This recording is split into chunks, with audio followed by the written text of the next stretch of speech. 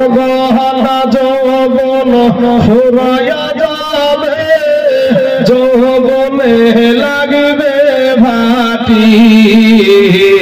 ওই যে দেখো ডাকিতেছে তোমার কবরের মাটি।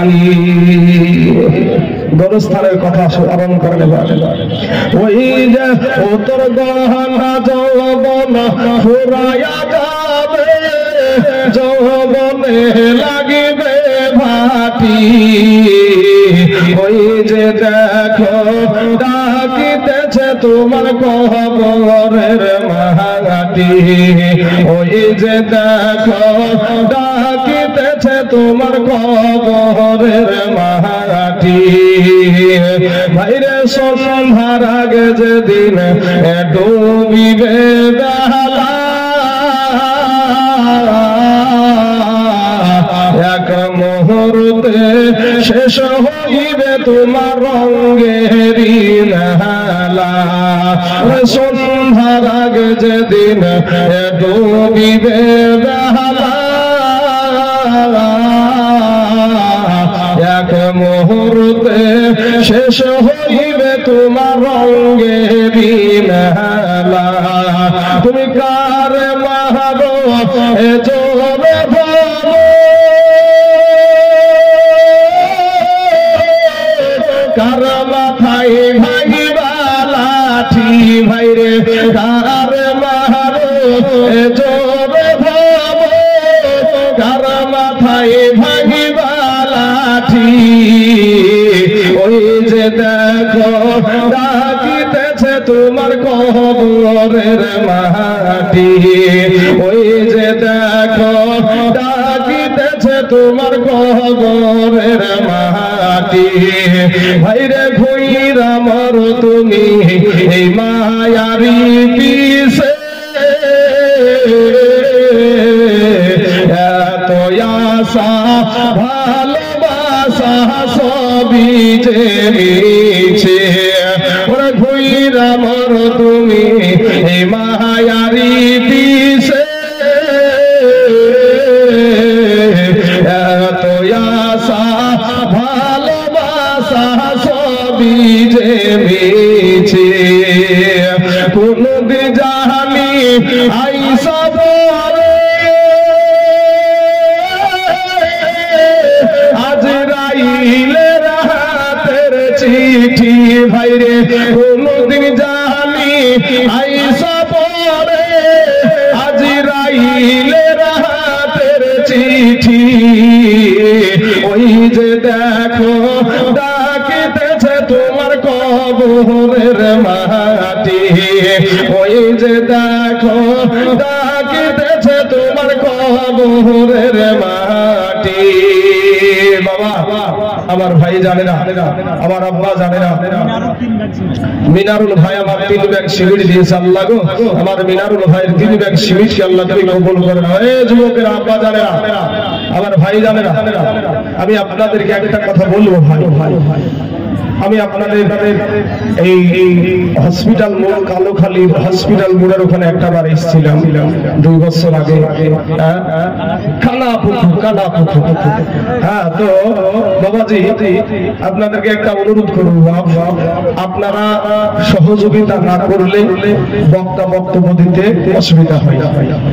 তো আপনাদেরকে একটা আমি হাদিস থেকে একটা কথা শুনিয়েছি যে আপনি যখন মারা যাবে আপনার কবরে আপনার বিবি, আপনার ভাই, আপনার বোন, আপনার দাদা, আপনার দাদি, আপনার বাবা, আপনার মা, কেউ কিন্তু আপনার কবরে আসবে। ভাই আসবে কি? কোন দিকে মন আছে আপনাদের কিছু বুঝতে পারি না ভাই। হ্যাঁ শোনেন না, আজকে অমনস্ক হয়ে থাকছো যুবক তোমরা, রক্তের বাহাদুরি মাস্তানি। আমি বলবো তোমাদের চাইতে বড় মস্তান ছিল ফেরাউন, তোমার চাইতে বড় মস্তান ছিল নমরুদ। আমার আল্লাহ জুতা পিটা করে দুনিয়া থেকে বিদায় করেছে। তুমি যে মাস্তানি করছো, এখনো যদি স্টেজে ডেকে বলা হয় 5টা কালেমা বলতো ভাই, মুখ দিয়ে বের হবে না, ট্যাং ট্যাং ট্যাং ট্যাং ট্যাং ট্যাং করে বিয়ে করতে চলে যায় সব। মাথায় সেই টুপি পরেছে ভগবানগুলার বাজারের টুপি, আর একটা নতুন সোনালী কালারের একটা জামা পাঞ্জাবি পরেছে। যতক্ষণ পর্যন্ত ইমাম সাহেব কালেমা না পড়ে ততক্ষণ পর্যন্ত মুখ দিয়ে কালেমা এবার হয় না। হ্যাঁ, এরপরও মাস্তানি। হ্যাঁ, যুবক ভাইয়ের আমার সোনা মালিকরা, আমার আব্বা জানেরা, কখন যে আপনার সূর্য ডুবে যাবে আপনি টেরও পাবেন না বাবাজি। কখন আজরাইল আপনাকে ধরবে আপনি ঠিক পাবেন না। তাই আপনাদেরকে বলি ভাই, আমার আব্বা জানেরা, যুবকেরা, আপনি যখন মারা যাবেন আপনার কবরে আপনার মা যাবে না, বাবা যাবে না, আপনার কবরে আপনার নবী আসবে। কিয়ামতের দিন আপনার নবী আপনাকে বাঁচাবে, আপনার বাবা আপনাকে বাঁচাবে না, আপনার মা আপনাকে বাঁচাবে না, আপনার বিবি আপনাকে বাঁচাবে না, আপনার সন্তান আপনাকে বাঁচাবে না। যদি কেউ বাঁচায় ওটা হলো আমার নূর নবী আপনাকে বাঁচাবে। জোরে বলেন সুবহানাল্লাহ। ওই নবীর মহব্বতে আপনাদের কাছে আমি একটা অনুরোধ করব ভাই, আমাদের স্টেজে যত আলেম ওলামা আছে এদের মহব্বতে না, আমার মহব্বতেও বলবো না ভাই, আমার নবীর মহব্বতে বলবো। বাবাজি, নবীকে যারা ভালোবাসবেন, নবীর আদর্শকে যারা মানবেন, নিশ্চয় কথাটা একটু রাখবেন। আর যদি নবীকে না ভালোবাসেন, নবীর আদর্শকে যদি বৃদ্ধা আঙ্গুলি দেখান, আপনার কবরটা হবে জাহান্নামের টুকরা। আমার মায়েদেরকেও বলবো যে মা, আমি দাঁড়িয়ে একটু আমার নবীকে এক কলি সালাম জানাবো। এর মধ্যে পিছনকার যে ভাইয়েরা আছেন, সে ভাইয়েরা আপনারা কথা বলেন না, আমার মুখে হচ্ছে না, মায়েদেরকে বলি আপনারা বললে আমার রাস্তাটা সার কেটে যাবে ভাই, আমাকে স্বাধীনতা দেন। আমার মায়েদেরকে বলছে মা, যে আপনাদেরকে ছেলে করলে নিয়ে বারবার উঠাউঠি করতেও বলবো না, আমার যুবক ভাইদেরকে বারবার উঠাউঠি বলবো না। মাত্র 1 মিনিটের মধ্যে একটু দাঁড়িয়ে যান, নবীকে সালাম দিতে একটু নবীর মহব্বত এগিয়ে আসেন। এই বাবাজি, আমার সোনা মালিকের, আমার ভাই জানেরা, খুশি হলাম আলহামদুলিল্লাহ, কত সুন্দর লাগছে। যুবক ভাইরা, আমি আপনাদের কাছে যে আয়াত পড়েছি, নবীজির আদর্শ, আমরা যতই নবীকে ভালোবাসি এইরকম করে যতই আমরা বাবাজি চিল্লাই না কেন, চিৎকার করি না কেন, যদি আমাদের ভিতরে নবীর আদর্শ না থাকে, জানতে হবে সে নবীর আশিক নামে পাকা ভণ্ড।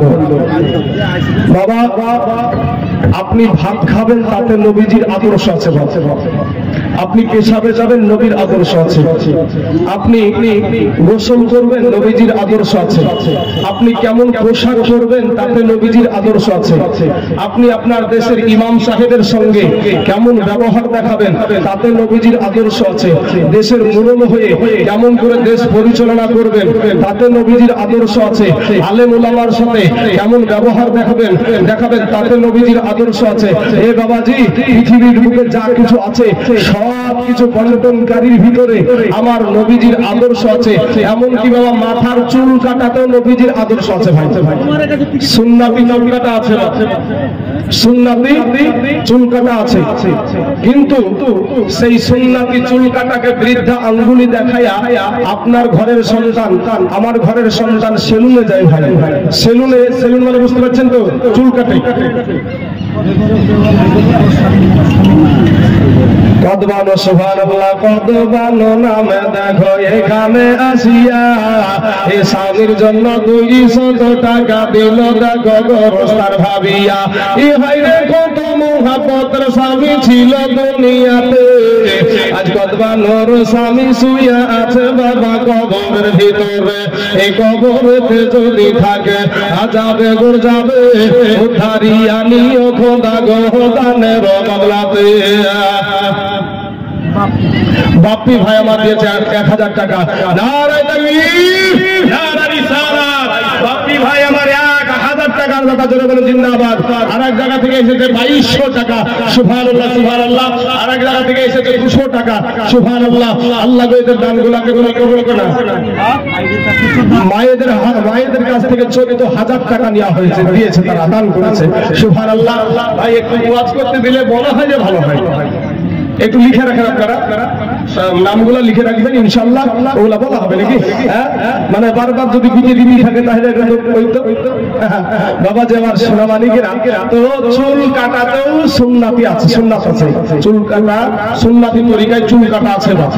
তো আপনার ঘরের সন্তান, আমার ঘরের সন্তান সেলুনে যাইবা, সেলুনে গিয়ে আপনার সন্তান বলছে যে আমাকে বান্দর কাটতেন নাইলে হনুমান কাটতেন। মাথার ভিতরে ভাই টিকটিকিও এখন বানাচ্ছে। কি মিথ্যা কথা বলছি যুবক ভাইয়েরা? মিথ্যা বলছি? মাথার ভিতরে টিকটিকি বানাচ্ছে। আল্লাহর দেওয়া রং পছন্দ হয় না, দেখবেন কুত্তার লেজের মতন রং করে রাস্তায় ঢং করে মোটরসাইকেল নিয়ে ঘুরে নিজেকে খুব হ্যামসাম মনে করে। কবরে যাইয়া দেখো বাসের লাঠি রেডি, কবরে শুধু যাইয়া দেখো। তোমার মতন কত যুবক ভাই রে মনীষ খেতে ভাত খায়, তারপরে 5 ওয়াক্ত নামাজ পড়ে। আনারুল শেখ, সুবহানাল্লাহ। আনারুল ভাই আমার দিয়েছে 500 টাকা। এই ধরেন টাকা, আনারুল ভাই আমার দিয়েছে 500 টাকা। আল্লাহ তোমার আনারুল ভাইয়ের 500 টাকাকে আল্লাহ তুমি কবুল করে নাও, আল্লাহ হায়াত দারাজ করে দাও, আল্লাহ রুজি রোজগার তুমি বরকত দান করো। আমিন সুম্মা আমিন। বাবা আমার পর্দার আড়ালে মা খালা গো, শোনে জানাজা রাতের বেলা মা, এই দুনিয়াটা কিছুই না রে মুমিন, এরা আমার নবীর উম্মতের দল। মাস্তানি কইরো না রে যুবক ভাইরা, যৌবনের বাহাদুরি দেখায় না, কোনদিন জানি আজরাইল এসে তোমাকে ধরে দেবে। আল্লাহ কোরআনে বলছেন কুল্লু নাফসিন যায়িকাতুল মাউত। ও বাবা গো, ও যুবক ভাইরা, তুমি মনে করছো যে তোমার আগে তোমার বাবা মারা যাবে, তুমি মনে করছো তোমার আগে তোমার মা মারা যাবে, তুমি মনে করছো তোমার আগে তোমার দাদা মারা যাবে, তুমি মনে করছো তোমার আগে তোমার দাদি মারা যাবে। আপনাদের কাছে আমার একটা প্রশ্ন বাবজি, আমার ওই যুবক ভাইটার কাছে প্রশ্ন। লাল জামা আছে আপনার গায়ে, আপনার পাশে একটা ছোট বাচ্চা ছেলে বসে আছে, দেখেন বাচ্চাটাকে দেখেন। এই বাচ্চা ছেলেটার যে বয়স আছে রে ভাই, এই বয়সের ছেলে এই গরুস্থান ময়দানে আছে না নাই? আছে? তাহলে দিলখানা নরম করে দেন, মাস্তানি করেন না। আপনারাই সাক্ষী দিলেন ওই ছোট্ট বাচ্চাটা খুব জোর হলে 5 বছর বয়স বা 6 বছরের বয়সের ছেলে, ওটা এইরকম বয়সের ছেলে বা তার চাইতেও আরো অল্প বয়সের ছেলে এই গরুস্থানে আছে না নাই গো? আমাদের মতন তরুণ যুবক, আমাদের ইমাম সাহেবের মতন এরকম বয়সের মানুষ আপনাদের গরুস্থানে আছে না নাই? আছে বাবাজি। আমাদের মুফতি সাহাবার বয়সের মানুষ, সাদা দাড়িওয়ালা, যত এখানে সাদা দাড়িওয়ালা বাবজি বসে আছেন, এদের বয়সের মানুষ আপনাদের গরুস্থানে আছে না নাই ভাই? আছে। আসার সিরিয়াল আছে, যাওয়ার কোন সিরিয়াল নাই। যুবকরা, ও যুবক ভাইরা,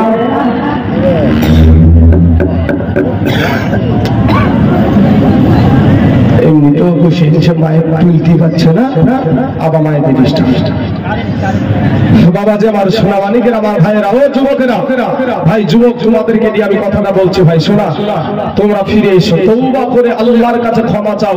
আল্লাহ, আমরা শ্রেষ্ঠ নবীর উম্মত, আমরা শ্রেষ্ঠ নবীর উম্মত, আর সেই নবীর উম্মত হওয়ার কারণে আপনি ঘাটে মাঠে বাজারে দোকানে এখানে ওখানে যেখানে গুনাহ করে ফেলেছেন, দিলটা নরম করে দিয়ে আল্লাহর কাছে আপনি ক্ষমা চান। আপনার চোখের পানি গালে আসতে দেরি হবে, কিন্তু আল্লাহর দরবারে কবুল হতে দেরি হবে না। জোরে বলেন সুবহানাল্লাহ। বাবা যে আমার সোনা মানিকের, আমার ভাই জানেরা, আমার আব্বা জানেরা, আমার পর্দার আড়ালের মা খালারা গো, তাই আপনাদেরকে বলি একটু দিলখানা নরম করে দেবেন। ভাইয়া আমার লিখে দেন। হ্যাঁ, আরে কে গো ভাই আপনি? যাই হোক ভাইকে আমি অনেক পুরাতন থেকে চিনি, তো যাই হোক, সুবহানাল্লাহ সুবহানাল্লাহ। যাই হোক বাবা যে আর কোনো দিকে তাকাতাকি করেন না ভাই।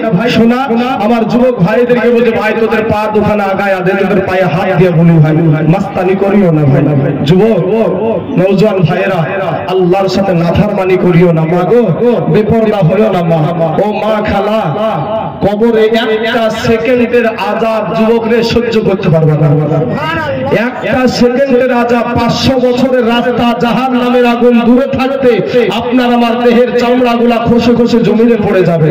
যুবকরা ওরা আমার কালেমার ভাইয়েরা, আমার যুবকেরা শোনেন শোনেন, আমার আল্লাহ বলে বান্দা রে গুনাহ নিয়ে কবরে আইছো না রে বান্দা, আমি তোর আল্লাহ তোকে বড় মোহাব্বত করে সৃষ্টি করেছি, আমি তোর আল্লাহ তোকে বড় ভালোবেসে সৃষ্টি করেছি রে বান্দা, আমি তোকে আদর করে সৃষ্টি করেছি।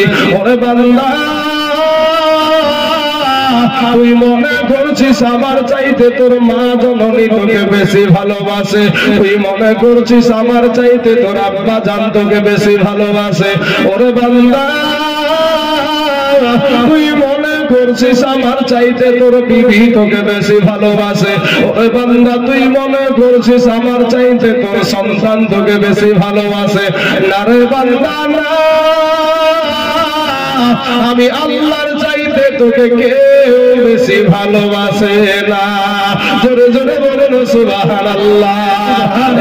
যুবকেরা আমার মা খালার আগে আমার আল্লাহ বলে বান্দা রে, আমি যদি তোকে দুই চোখটা যদি আমি অন্ধ করে দুনিয়ার জমিনে পাঠায়া দিতাম, ওরে বান্দা পৃথিবীর এমন কোন সার্জনের ক্ষমতা ছিল না, পৃথিবীর এমন কোন ডাক্তারের ক্ষমতা ছিল না, পৃথিবীর এমন কোন এমবিবিএস ডাক্তারের ক্ষমতা ছিল না তোর চোখের দৃষ্টি ফিরায়া দেয়। ওরে বান্দা আমি তোর আল্লাহ তোকে যদি বুবা করে দুনিয়ার জমিনে পাঠায়া দিতাম, বান্দা রে আজকে তুই আমাকে ছেড়ে দিয়া তুই অন্যের দিকে তালাশ করি, অন্যের দিকে দাঁড়াস। ওরে বান্দা আমি আল্লাহ যদি তোকে বুবা করে দুনিয়ার জমিনে পাঠায়া দিতাম, বান্দা রে পৃথিবীর কোন ডাক্তার তোর জবানে কথা আনতে পারতো না।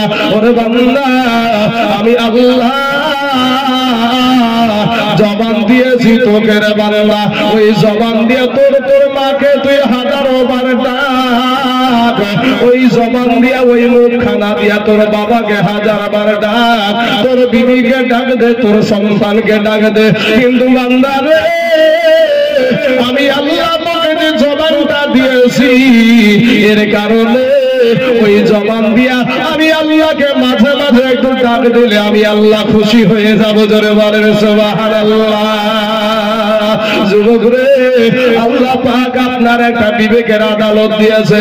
হে যুবকেরা আল্লাহ তোমার একটা বিবেকের আদালত দিয়েছে ভাই, ওই বিবেক দিয়ে একটা বার তুমি চিন্তা করে দেখো, ওই বিবেকের আদালতে একটা বার বিচার করে দেখো ভাই রে তুমি কত বড় আল্লাহর সাথে নাফরমানি করে যাচ্ছ, কত বড় আল্লাহর সাথে তুমি মাস্তানি দেখাচ্ছ। ওরা যুবক আজ একটা মিনিট 5টা মিনিট আপনার নিজেকে নিয়ে চিন্তা করেন, সকাল থেকে আপনি কতটা গুনাহের কাজ করেছেন, কতটা নেকির কাজ করেছেন। আমি চিন্তা করে দেখলাম রে বাবা গুনাহের কারণে আমাদের হাত না পাক, গুনাহের কারণে আমাদের চোখ না পাক, গুনাহের কারণে আমাদের জিহ্বা না পাক, গুনাহের কারণে আমাদের অন্তর না পাক, গুনাহের কারণে আমাদের কান না পাক, গুনাহের কারণে আমাদের পা না পাক। কি নিয়ে কবরে যাইবারে যুবক? আজকে তুমি ভাবিস আমি এখনো মরবো না, কিন্তু কালোখালী থেকে জিয়ারগঞ্জের মাঝখানে কত মানুষ অ্যাক্সিডেন্ট হইয়া কত যুবক দুনিয়া থেকে বিদায় হয়েছে না হয়নি বাপ? কত যুবক দুনিয়া থেকে বিদায় হয়েছে।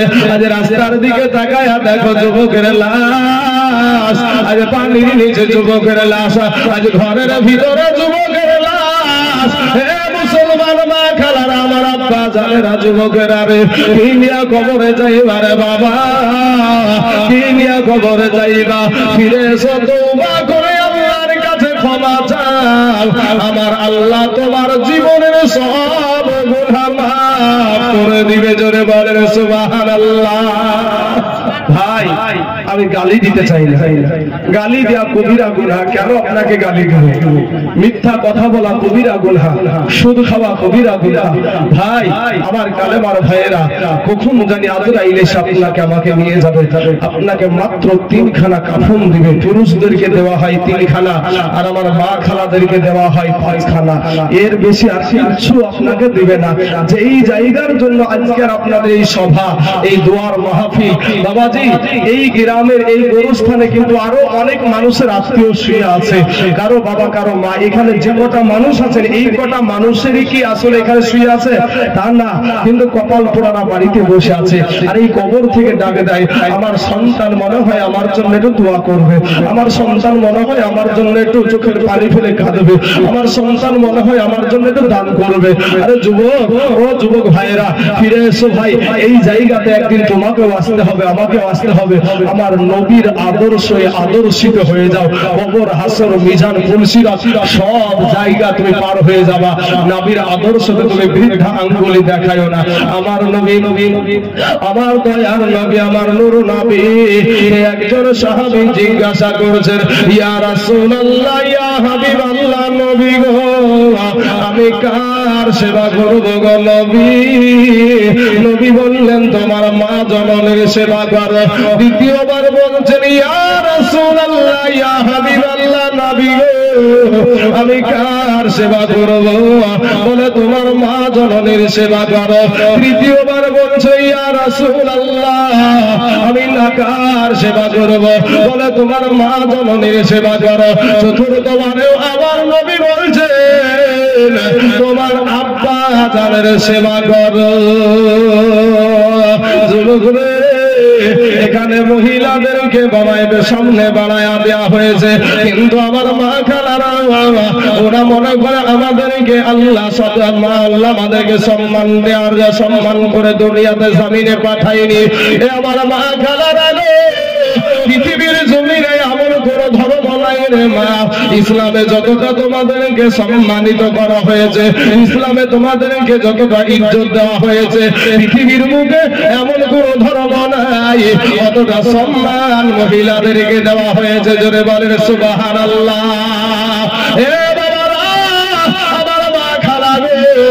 শুনে যারা রাতের বেলা মা, আজ থেকে বাবা কয়েকশো বছর আগে রে বাবা আমার হিন্দু ভাইদের ভিতরে একটা প্রথা চালু ছিল। কি প্রথা চালু ছিল? ওই প্রথাটার নাম হলো সতীদাহ। সতীদাহ মানে কি রে বাবা? একটা মানুষ, একটা হিন্দু মহিলার যদি বাবা স্বামী মারা যেত, ওই মৃত স্বামীর সাথে ওই স্বামীটা চিতাই জ্বলবে, যেহেতু মারা গেছে কোনো অসুবিধা নাই।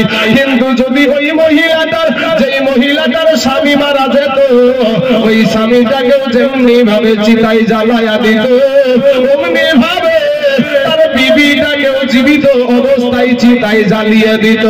এ বাবা শিক্ষিতরা বলল, মানুষেরা শোনেন, এই ধরনের আইনে লাথি মার, ধর্মের আইনে লাথি মার। কারণ আমার একটা জলজান্ত বেটি চিতাই বসে বসে আব্বু গো বাঁচা, আব্বু গো বাঁচা বলে চিৎকার করে কাঁদবে। আমি বাপ হইয়া সহ্য করতে পারবো না। কিন্তু বাবা গো ওই ধরনের আইন পাল্টায়া দিল। কিন্তু আজ থেকে নিয়ে 1400 বছর আগে আমার নূর নবী যে আইন বেঁধে দিয়েছে, আমার নূর নবী যে নিয়ম কেন বেঁধে দিয়ে গেছে, ওটার উপরে মুসলমানেরা বলবৎ আছে। এখন কিয়ামত পর্যন্ত আমরা থাকব। জোরে বলেন ইনশাআল্লাহ। বাপ, আমাদের সমাজে মহিলারা দেখবেন এদের ভিতরে পর্দা এখন গোপাল জব্দাতে পরিণত হয়েছে। পর্দা পুরা গোপাল জব্দা হয়ে গেছে। একটা যুবক যখন খেপে যায় বা একটা নারীকে যখন আপনার কোন ভাষা কথা বলে, ওই মহিলাটাই বলছে যে তোমার বাড়িতে মা বহিন নাই, তোমার বাড়িতে মা বহিন নাই। পুরুষ কিছু মানুষ যখন জড়িত হয়েছে, ওরা বলছে তোর বাড়িতে মা বহিন নাই। কিন্তু ওই মহিলাটা তো মুসলমানেরই মেয়ে নাকি? আমার আপনার মতন কালেমা পড়া লোকের তো মেয়ে। সেই মেয়েটার পোশাকটা কি? আসলে কি ওর জন্য ওই পোশাক পরা যায়? ও বলছে যে তোমার মা বহিন, আরে মা বহিন তো আছে, ও বলছে যে আমি সোজা রাস্তায় যাচ্ছি, কিন্তু এমন একটা কাজ করেছে যে প্রত্যেকটা আমার অঙ্গ পতঙ্গ ওর পোশাকের কারণে সব বোঝা যায়। কিন্তু বাবাজি ও বলছে আমি দেখানোর জন্য বার হইনি, তো দেখানোর জন্য যেহেতু রাস্তায় বেরোনি, তাহলে বাড়িতে যে পোশাকটা ছিল সে পোশাকটা বাতি নতুন পোশাক তোমার স্বামী দেখলো না, কিন্তু পরপুরুষকে দেখানোর জন্য বেরাই না বলেন। স্বামীতে স্বামীর কষ্ট করা টাকা কেরালাতে কষ্ট করে একবার যদি ট্রেনে উঠতো করে বাবা ভিড়ের টাইমে ঈদের টাইমে যখন মানুষগুলো আসে কেরালা থেকে বাড়ি আসে, তো মনে হয় যে বুকের বাতাগুলা যুবকগুলার বুকের বাতা ঠেলা ঠেলিতে ভিড়ে মনে হয় যে একবারে এদিক থেকে এদিক হয়ে যাবে। এই যুবকেরা কেরালায় যাওয়া পার্টি আছে না গো? এরকম হয় না ভাই? মুসলমান এই কষ্ট করা টাকা দিয়ে ইনকাম করে বিবিকে সুখে রাখছে, সুন্দর পোশাক কিনে দিল, কিন্তু সেই পোশাকটা স্বামীর কপালে দেখা যাবে না, রাস্তায় দেখানোর জন্য পাগল করার জন্যই তো ওইভাবে বের হয়েছে। তাহলে বাবা মেডিসিন দিয়ে ডলতে দেখবেন ওপরকার এটাকে রাম সিংকে বলে নাকি, এই ওপরকার চামড়াটাকে রাম সিংকে বলে না, ডলতে দেখবেন রাম সিংকে পর্যন্ত তৈরি হলো ভাই। বাবাজি আমার সোনা মানিকেরা, আমার মা খালারা, আপনারা হয়তো আমাদের জহুরুদ্দিন ভাই আমার দিয়েছে 500 টাকা। তহুরুদ্দিন দিয়েছে 500 টাকা, মজিবুর রহমান 500 টাকা, 1 কুইন্টাল রড দিয়েছে ঘুমান শেখ, চাঁদু ভাই আমার দিয়েছে 500 টাকা। আল্লাহ তার 500 টাকা বেনামে 500 টাকা। আল্লাহ এদের দানগুলোকে তুমি কবুল করে দাও, আল্লাহ এত দারাজ করে দাও। আমার মা খালারা হয়তো বলছেন যে মৌলভী সাহেব আমাদেরকে কি বুঝে রে মা শুনেন, আপনারা যাদের জন্য আজকে আপনারা গোটা ব্যাংকে দখল করে নিয়েছে, ব্যাংক অ্যাকাউন্টের টাকা, ওই ব্যাংকে যান, ওদের ভিড়ে আপনি ঢুকতে পারবেন না। আর আপনি যদি বেশি কিছু করেন তাই বুঝলে আমার গায়ে হাত দিলে আয়াস আপনাকে দিতে লাগলো, সবাই সাইজ হয়ে গেলেন আপনি। ব্যাংকে যান, বাজারে যান, হাটে যান, ঘাটে যান, যেখানে যাবেন না আপনার কোনো আর মাঝখানে চলবে না। কিন্তু মাগো যারা তোমাদেরকে ব্যাংকে ঢুকালো, যারা তোমাদেরকে বাজারে উঠালো, শুনে সেই সরকার গুজরাটের জমিনে 2002 সালে মধুরার স্টেশনে ট্রেনের বগিতে আগুন লাগাকে কেন্দ্র করে আবার হাজার এরকম মুসলমান যুবক ভাইদেরকে গ্যাস পেট্রোল দিয়ে জ্বালিয়ে পুড়িয়ে শেষ করে দিয়েছিল। মহিলাগুলা বলেছিল তাদের 8 মাসের পেটে বাচ্চা, 9 মাসের পেটে বাচ্চা, 10 মাসের পেটে বাচ্চা। এই মহিলাগুলা পুলিশকে গিয়ে বলেছিল, পুলিশ বাবু আমাদের জন্য একটু নিরাপত্তার জায়গা করে দিন। এই পুলিশগুলা বিশ্ব হিন্দু পরিষদকে লেলিয়ে দিয়ে এই সমস্ত মহিলাদের পেটকে চিরে সন্তানকে বের করে তীরের আঘাতে করে খেলা করেছিল। সেই সময় গুজরাটের জমিনে মুখ্যমন্ত্রী ছিল নরেন্দ্র মোদী। আজ নরেন্দ্র মোদী বলে মুসলিম মহিলাদেরকে কোনো ইজ্জত দেওয়া হয় না, 3টে কথা দিয়ে বাড়ি থেকে বিদায় করে দেয়। ও বাবাজি মহিলাদের প্রতি খুব দরদ উতলিয়ে উঠেছে এখন। আর এই দেখা মা বলে একবার লাফাতে শুরু করেছে, ওরে লাফানি হাই রে লাফানি। বাবাজি সেই গুজরাটের বুকে সেদিন তোমার কে কি হয়েছিল, সেদিন মা বোনদের পেটকে চিরা হয়েছিল, সেদিন সন্তানকে বের করে পেট থেকে বের করে ওই সন্তানগুলাকে তীরের আঘাতে করে খেলা করা হয়েছিল। সেদিন তোমার দয়া, সেদিন তোমার মায়া, সেদিন তোমার দরদ কোথায় ছিল? নরেন্দ্র মোদী তুমি জবাব দাও। এই জবাব কিন্তু আজ পর্যন্ত পাওয়া যায় নাই, এ বিচার এখন পর্যন্ত হয় নাই। ও মুসলমান আমার মা খালারা, ইসলামের পথে থাকবা, যতদিন বাঁচবা নবীর আদর্শ মেনে চলো। তোমার মতন কত মহিলা সংসারের সমস্ত কাজ করে অথচ 5 ওয়াক্ত নামাজ পড়ে আছে না নাই? আমার কথা রাগ করছেন ভাই? আপনার আমার কালেমার ভাই, দুশমন না। আপনার আমার কালেমার ভাই, দুশমন না ভাই। আমি আপনাদের দুশমন না। মাগো আমি আপনাদের সন্তানের মতো, আপনি আমার মা, আপনি আমার মায়ের জাত। মাগো মনটা কি চাই না যে আমি যখন এই অনুষ্ঠানে আসবো আমার জন্য একটু সবাই দোয়া করো। কি গো বাবা গো, ও মা খালারা শুনে যারা রাতের বেলা মা, আমার মাও মা, আপনিও একজন মা, আমাদের ইমাম সাহেবের মাও মা, আপনিও একজন মা, আমাদের বাবা সাইফুল হাদিস সাহেবের মাও মা, তুমিও একজন মা, বড় পীর আব্দুল কাদের জিলানীর মাও মা, তুমিও একজন মা। মাগো মনটাকে চাই না মা আমি একটা হাফিজের মা হইয়া কবরে যাব, আমি একটা আলেমের মা হইয়া কবরে যাব। এরে আমার মা খালা গো, একটা মহিলা বাবা সংসারের সমস্ত কাজ করে, এরপরও 5 ওয়াক্ত নামাজ পড়ে, অভাব নাই রে মা। একটা বোন আমার কত কলেজে যায়, যায়, স্কুলে যায়, ইউনিভার্সিটিতে যায়, বোরকা পরিধান করে যায়, পর্দা করে যায়। এ মুসলমান ও বোন, কত অভাব নাই। তোমার মতন একটা মহিলা বাবা, তোমার মতন একটা মা, তোমার মতন একটা আমার কালেমার বোন রে।